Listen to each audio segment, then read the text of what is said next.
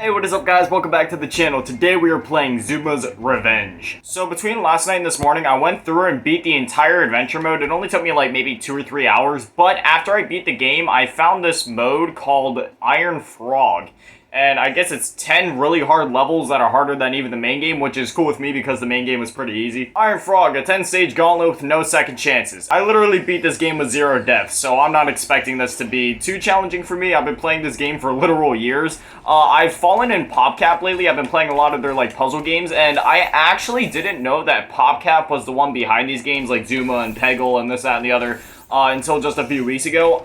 For the longest time, I've only known PopCap for making like the PvZ games, and I've loved them for that. Just Plants vs. Zombies is hands down one of my favorite game franchises, or just games in general, especially the original one. But yeah, it was pretty crazy when I found out this game was made by them too, because like I said, I played the original Zuma back when I was like a real little kid, you know what I mean? Basically, if you haven't figured it out by now, the goal is to just make sure that these balls don't get into this thing's mouth. And to do that, you shoot balls at the same color balls. So you can see in the frog's mouth there's a silver ball right now, which means I need to shoot it at a ball of the same color, and once you get 3 balls lined up, they'll explode like that. It's so weird how a game so simple is kind of hard to explain, but once you play it and once you see it, like, it makes a lot more sense. And yeah, this actually is a little bit more challenging.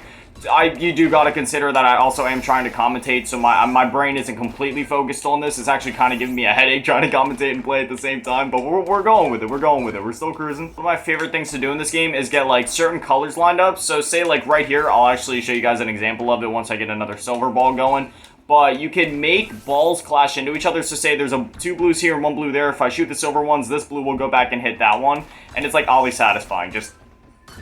I love it. But anyway, I just really wanted to thank you guys for all the support lately. The support on the channel has literally been insane, and I cannot thank you guys enough. I've been putting a lot of effort into the content, you know, making the edits better and just doing whatever I can to make the watching experience more enjoyable for you guys, and I've really been trying to go outside my element and do games I'm not used to doing things on and doing things I'm not used to doing. Alright, we got through the first level, we're on to the second one.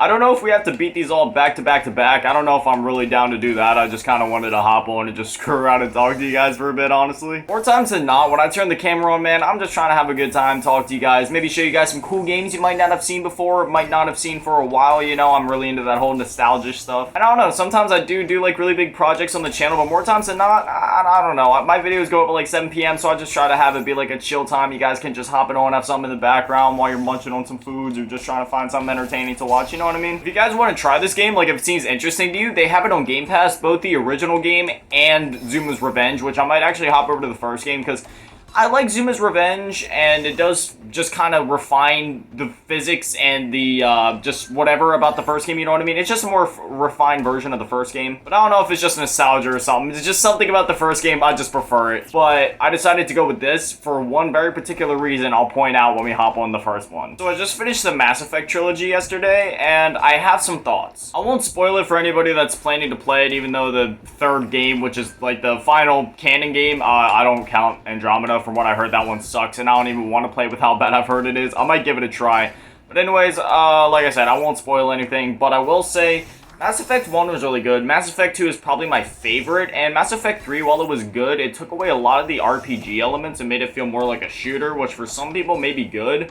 It also took away, like, a lot of the dialogue options, which I really didn't like. Like, even when you go on the Normandy and you try to talk to people, in the first and second game, you would always get the dialogue wheels, and you could have full, like, 15-minute conversations with these people in the Normandy.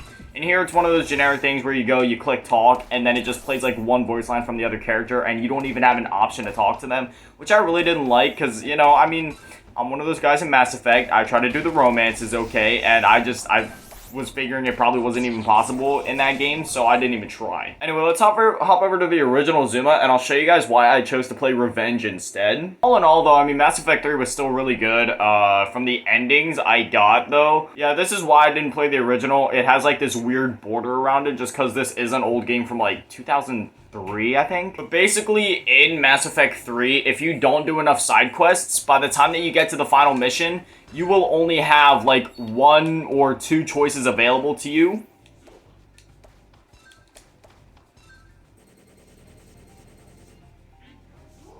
Did I just beat that in like 11 seconds? Again, I'm trying not to spoil things, but whether you chose one ending or the other, depending on that, that'll kind of just become the outcome for Mass Effect 3 if you didn't do enough side quests, which is really stupid. It doesn't really make a lot of sense, and it made me really sad, because I was going for a very certain ending that I wanted to get, and I replayed the mission a good 2 or 3 times to try and see if I could, you know, maybe pick different dialogue options to get it, but then I looked it up on a game guide, and I was like, wow. So that was a little disappointing. All in all, though, I loved it. I have a really bad habit of this. I'll be playing other games, but just me being a nerd with how many games I go through, like, I literally, Zuma's Revenge this morning, that is the 90th game I have beaten this year. You may think I'm joking, but I just have a lot of time on my hands. So, also at the end of the year, I'll be doing a full list of all the games that I beat, along with, like, a mini review of each game, so then y'all know that I actually, like, played them, and I'll like, go full in-depth with the stories and everything like that. I'm really looking forward to that. That's a huge project I want to do.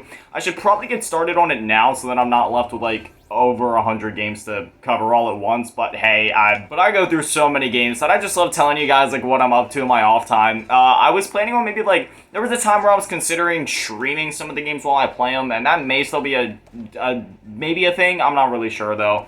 I more just kind of like to keep my game experiences to myself, you know what I mean? Just kind of like experiencing it on my own, but there is a few games that I'm planning on Let's Playing, and there actually is, believe it or not, there is a certain game I have already Let's Played, and it's not on YouTube yet. It's just sitting in my folder. It is a full 20-part Let's Play that is completely recorded, edited, and I'm just sitting on it. I don't know when to drop it. Like, I'm just trying to balance, like, the views that the channel is getting, and you know what I mean? Like, I'm trying to find the right time. Because originally, I wanted to drop it as I made them, but then I realized, I was like, I have a bad tendency to drop Let's Plays, like, partway through, so I was like, you know what? I'm gonna just record it all at once, and then I'll wait for the right time to drop it. And I'm still waiting for that.